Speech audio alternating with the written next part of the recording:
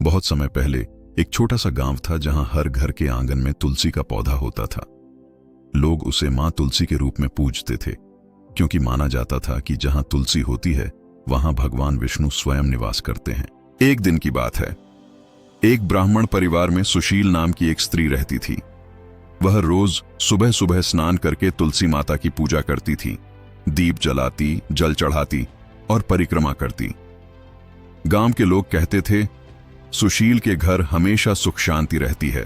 लेकिन एक दिन उसके पति की तबीयत बहुत खराब हो गई।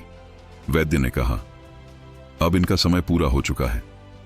सुशील की आंखों में आंसू आ गए, लेकिन उसने श्रद्धा नहीं छोड़ी।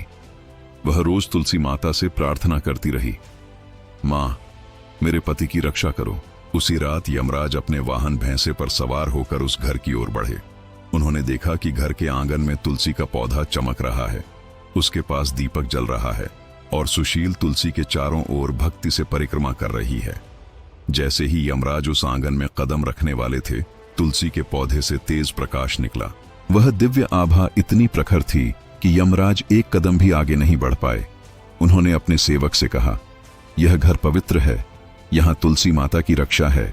जब तक तुलसी की पूजा होती रहेगी, मैं यहाँ किसी की प्राण नहीं ले सकता। यमराज लौट गए। उस रात सुशील के पति की सांसें धीरे धीरे सामान्य होने लगीं।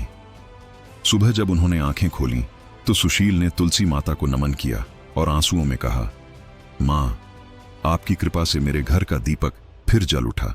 तब से यह विश्वास फैल गया कि जो व्यक्ति श्रद्धा से तुलसी पर जल चढ़ाता है, उसके घर से नकारात्मक ऊर्जा, रोग और मृत्यु तक दूर रहती है।